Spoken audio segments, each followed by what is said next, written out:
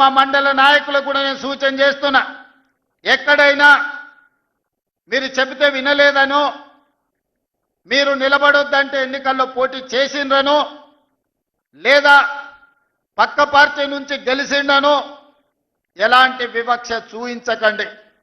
ఒకవేళ చూయిస్తే ఆ గ్రామానికి అన్యాయం జరుగుతుంది. ఎవరైనా ఎట్లయినా గెలవనియండి.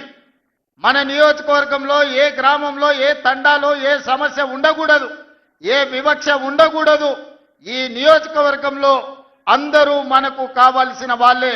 నిన్నటి వరకు ఏవైనా చిన్న చిన్న తేడాలు చిన్న చిన్న అంశాలు ఏమైనా ఉన్నా వాటిని పక్కన పెట్టండి.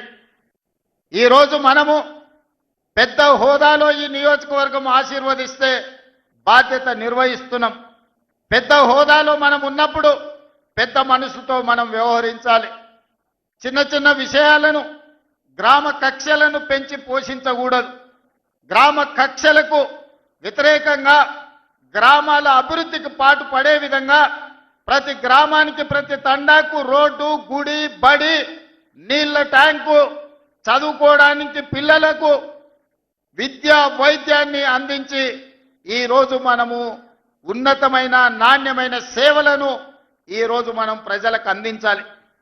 ఈరోజు నేను ఒకవేళ సమయం పూర్తి స్థాయిలో మీ దగ్గరికి రాలేకపోయి ఉండొచ్చు, కానీ నాకు తెలియని విషయం లేదు. 10 సంవత్సరాలు గెలిచినా ఓడినా మీ మధ్యలోనే ఉండి ప్రతి గ్రామం తిరిగిన, ప్రతి గ్రామం పేరు, ప్రతి తండా పేరు, ఆ గ్రామంలోనూ ఆ తండాలోనూ ఏ పార్టీకైనా మీరు పని చేసినా ఆ పార్టీ నాయకుల పేర్లు నాకు సంపూర్ణంగా తెలుసు.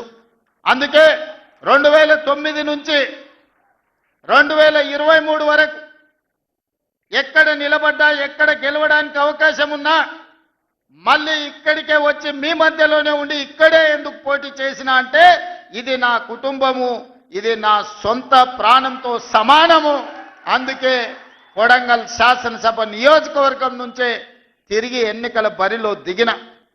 2018లో కుట్ర జరిగి ఓటమి చెందిన మీరు నిండు మనసుతో మళ్ళీ మల్కాజ్గిరి పార్లమెంట్లో నిలబడితే వందలాది వేలాది మంది కార్యకర్తలు ఇక్కడి నుంచి అక్కడికి వచ్చి సొంత ఖర్చులు పెట్టుకొని ఇల్లు తిరిగి కాళ్ళకు దండం పెట్టి అక్కడ ఉన్న ఓటర్లకు మా కొడంగల్లో అనుకోని తప్పిదం జరిగింది, ఈ రాష్ట్రానికి నష్టం జరుగుద్ది, మా అన్న ఓడిపోతే మల్కాజ్గిరి పార్లమెంట్లో అని మీరే తిరిగి 35 లక్షల ఓట్లున్న మల్కాజ్గిరిలో 14 రోజుల్లో మళ్ళీ ఇక్కడి నుంచి వచ్చిన కొడంగల్ కార్యకర్తలే ఆనాడు అవిరాళమైన కృషి చేసి గెలిపించడం జరిగింది.